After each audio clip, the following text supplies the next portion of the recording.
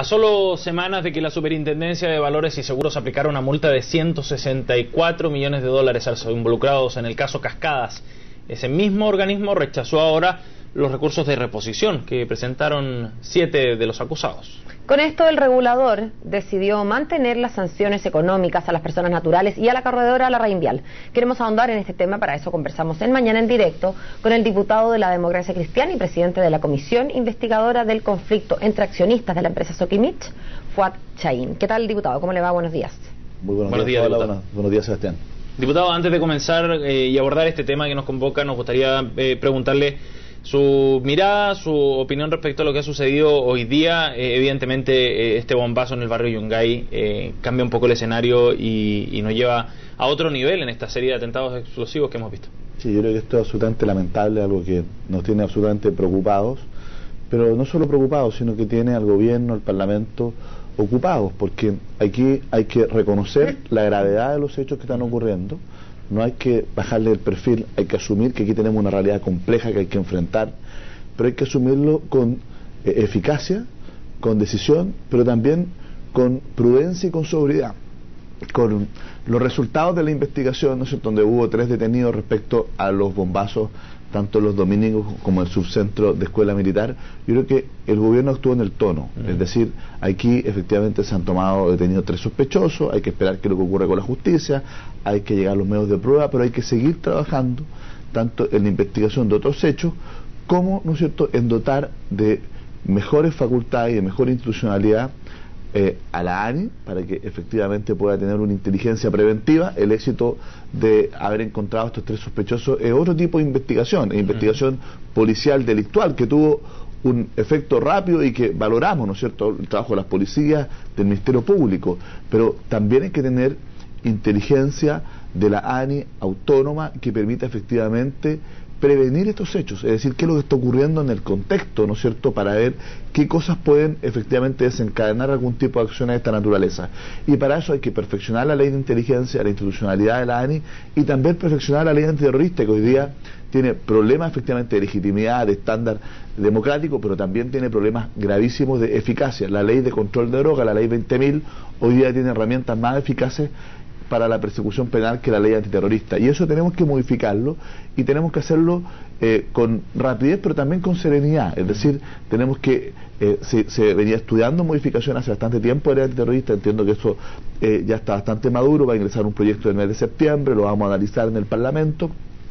Y respecto a la ley de inteligencia, también tiene que convocarse a un grupo de expertos que nos diga cuál es el mejor camino y no casarse apresuradamente con soluciones que pueden ser una respuesta a la coyuntura, pero que a lo mejor no son efectivamente las mejores herramientas de las cuales podemos dotar a la Agencia Nacional de Inteligencia. Y por lo tanto hay que actuar, como yo, con sentido de urgencia, pero también con la serenidad necesaria para poder tomar buenas decisiones.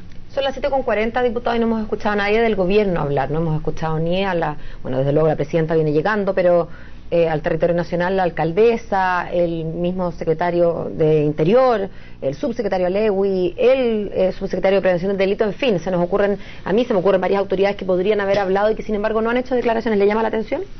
La verdad es que yo creo que dando la mayor cantidad de antecedentes y poniéndose efectivamente de acuerdo en cuáles van a ser los términos de la posición oficial del gobierno. Aquí, por salir con posiciones personales, eso es bastante rápido, se puede hacer de inmediato, pero lo importante es que se fije en posición oficial, y yo creo que en los próximos minutos seguramente va a haber una declaración oficial del gobierno.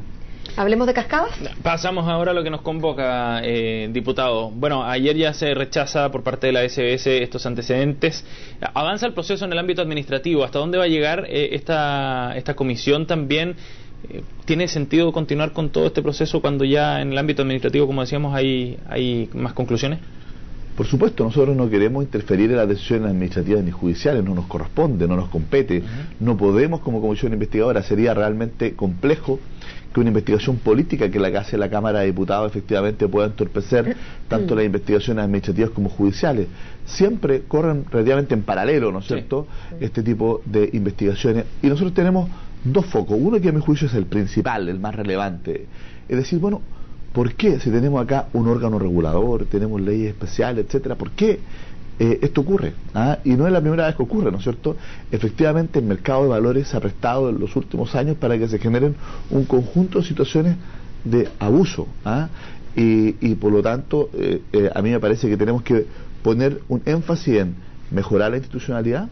Ayer, por ejemplo, aprobamos en la Cámara de Diputados el Consejo de Estabilidad Financiera, una muy buena noticia, ¿no es cierto? Está el tema de la Comisión de Valores, que yo creo que también tenemos que ponerle urgencia, pero también hay normas sustantivas que, a mi juicio, tenemos que ir legislando. Yo presenté un proyecto hace 2 años, por ejemplo, para abordar el tema de los conflictos de interés que tienen las corredoras, que tienen cartera propia, intereses propios, pero también administran fondos de terceros, y por lo tanto lo que hemos visto en el caso de la Polar, en este caso, es que muchas oportunidades por privilegiar sus carteras propias terminan perjudicando las carteras de terceros, fundamentalmente de quienes tienen menos nivel de información, de quienes son minoritarios, tienen por ahí sus fondos mutuos, y en muchos casos también de las AFP, que han sido, o los fondos de pensiones, no las AFP, porque esto es lo grave, no pierde la AFP, pierde los trabajadores, a los fondos de pensiones.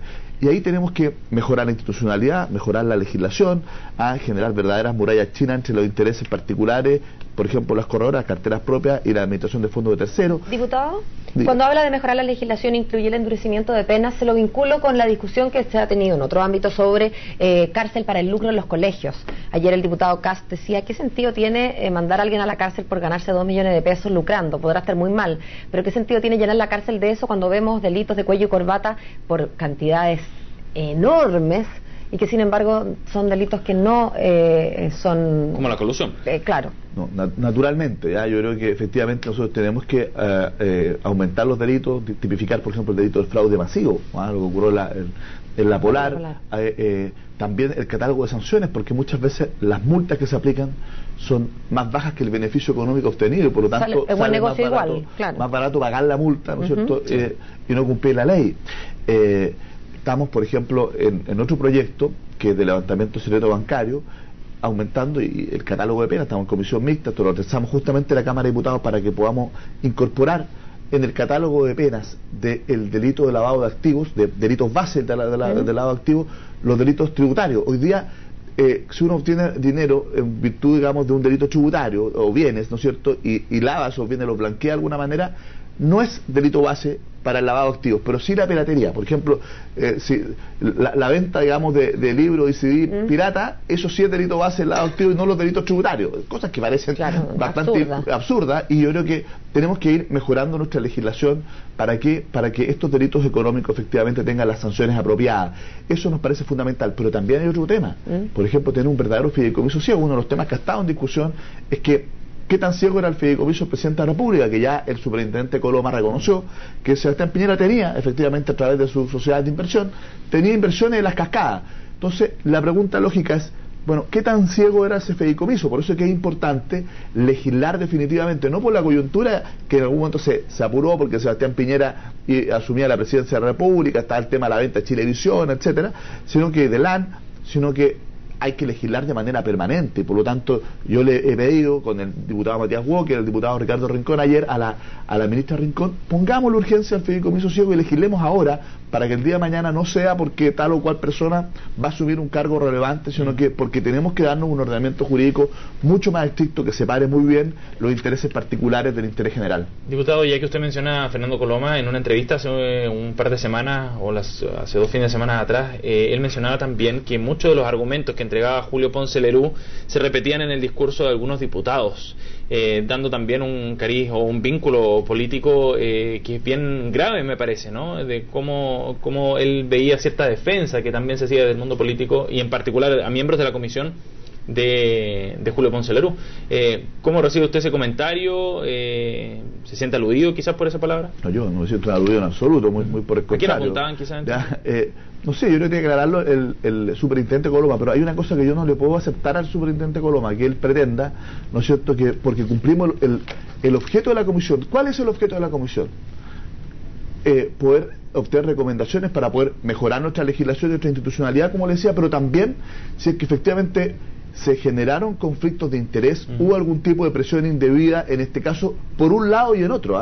De hecho, el propio superintendente Coloma, primero, reconoce que Sebastián Piñera tenía participación. Segundo, reconoce que por otro lado, Julio Dittborn, subsecretario de Hacienda, le pidió una reunión privada a él para tratar este caso, según él, para defender los intereses de más bien cercanos a Julio Ponce. Bueno, por el lado que sean, a mí me parece que la autoridad política no puede efectivamente inmiscuirse en las decisiones, no puede pedir una reunión privada para tratar un caso que está investigando la SBS. ¿Cuál es lo que queremos sacar de acá? El aprendizaje. Tenemos que darle mayor autonomía a la SBS, no puede efectivamente ser un órgano que pueda ser objeto de algún tipo de presión. A mí me parece que eso es lo que nosotros queremos investigar, y si tenemos que hacer preguntas conducentes al mandato de la comisión, no nos puede cuestionar el ex superintendente Fernando Coloma, porque creo que eso simplemente no corresponde. Nosotros vamos a hacer nuestra labor, pero no por hacer nuestra labor y que en algún caso pueda efectivamente alguna parte sentir de que eso le puede ayudar o perjudicar, nos vamos a inhibir. Nosotros somos respetuosos de lo que ha hecho la superintendencia, somos respetuosos de lo que van a decidir los tribunales. A mí me parece que este caso tenemos que investigarlo con estas dos miradas. Solo decir una cosa: yo personalmente, estaba en mis declaraciones de prensa, mientras estaba Fernando Coloma como superintendente y era él personalmente cuestionado por la defensa, no puse en la bancada, y lo dije en los medios de comunicación, a que en ese momento se iniciara una comisión investigadora, porque naturalmente era Fernando Coloma. Cuando ya sale Fernando Coloma y cuando los resultados de la comisión van a estar naturalmente después de que ya terminó el proceso administrativo, a mí me parece que ese argumento de cuestionar la comisión se cae por sí solo. Diputado Chayne, muchas gracias por haber venido a CNN Chile. Que tenga un buen día. Muchas gracias a usted, que esté muy bien.